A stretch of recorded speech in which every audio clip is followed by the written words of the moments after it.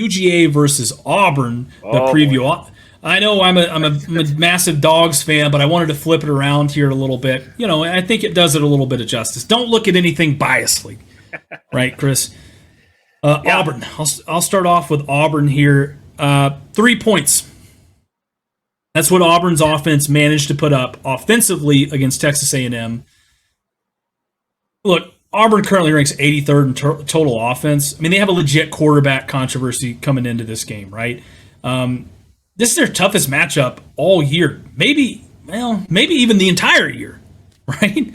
I mean, and Hugh Freeze isn't 100% sold on Peyton Thorne, as he had 44 passing yards and negative 34 rushing yards in that game against Texas A&M. I know their defense is pretty damn good, but I'm going to tell you right now, there isn't. I don't care if you're Iowa. I don't give a shit who you are. There is no reason to be stuffed with under 100 passing yards, or just 100 total yards for that matter, in any game you play. That's just not at this level. Robbie Ashford had 4 yards passing. So you tell me how that's going to work against the number 1 team in the country and the number 17th team ranked defensively. And the reason why I say that is kind of important. Kirby, I don't think, has finished much higher than like 16th or 17th any year at Georgia. So that defense, that's one thing I give Kirby a pass on, right? We give certain coaches passes on things. The defense, they could put a bunch of middle schoolers in there, and I'll still trust Kirby to have a top 25 defense. Kind of like old Heupel at Tennessee. He's going to have good offenses, right? Absolutely. Here's the thing, Chris. With all that being said, Auburn has to be able to find continuity on offense. I mean, it's at home. Yes, it's against a reloading Georgia team. I mean, on defense, they don't look terrible. They ranked 24th in the country, and against A&M, they gave up 402 yards. The biggest question to me in this game, Chris, is going to be, how does Auburn's defense limit Carson Beck of Georgia? I mean, it's his first real test. It's on the road. Georgia currently has the 64th best rushing offense in the country, and they're really banged up in the running back room. If Auburn is going to win this, they need to capitalize on the hometown advantage, get momentum early. They also need to put Georgia away by scoring touchdowns and praying that Georgia doesn't come out flat in this one, Chris. Tell me about my Dogs. Woo! Let's go. No, I know you're trying to do everything you can for the Auburn man over there, but it ain't going to matter in this one. Georgia's 4-0, right? They played UT Martin, Ball State. South Carolina was a close game. They were down 14-3 at halftime. We know what happened the second half. The Dogs, if you will, as Christian calls them, just total absolute dominance in the second half of that game to pull it out 24-14. They beat a UAB team with, nobody on it last week, 49-21.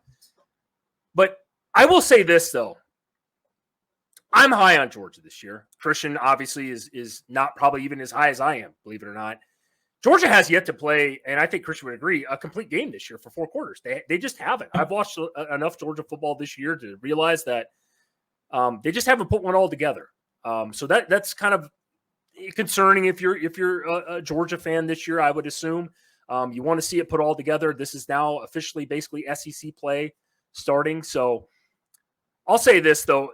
Christian touched on it. You touched on it. I knew it was going to be brought up. This will be Carson Beck's first career road start at Auburn, at the Barn. I mean, this place is a tough place to play. It doesn't matter if they're 3-9, it doesn't matter. You go there. That we've seen Auburn pull upset after upset. They're kind of like Oregon State in that way at home. They're just one of those teams there. The crowd's going to be fired up.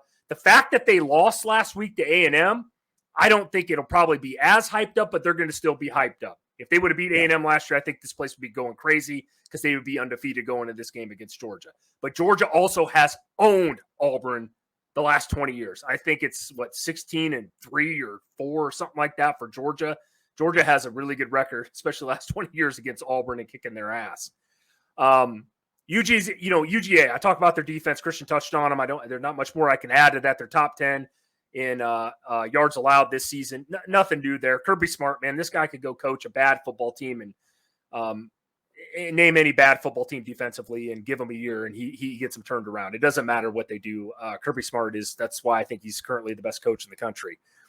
So I see nothing changing here as Auburn's offense, honestly, in this game is borderline pathetic. When you're playing Robbie Ashford, that's all I need to say. I've seen enough of Peyton Thorne to tell you guys at Michigan State how bad he was. Now you're playing Robbie Thorne. So I don't know what's going on there. You don't want a quarterback controversy going into a game like this in Georgia, who's rated number 1. I can tell you that. Christian, I want to hear your prediction first, and then I'll give you mine. Yeah, so give me Georgia 31, Auburn 17. Wow, you got a little closer than I expected.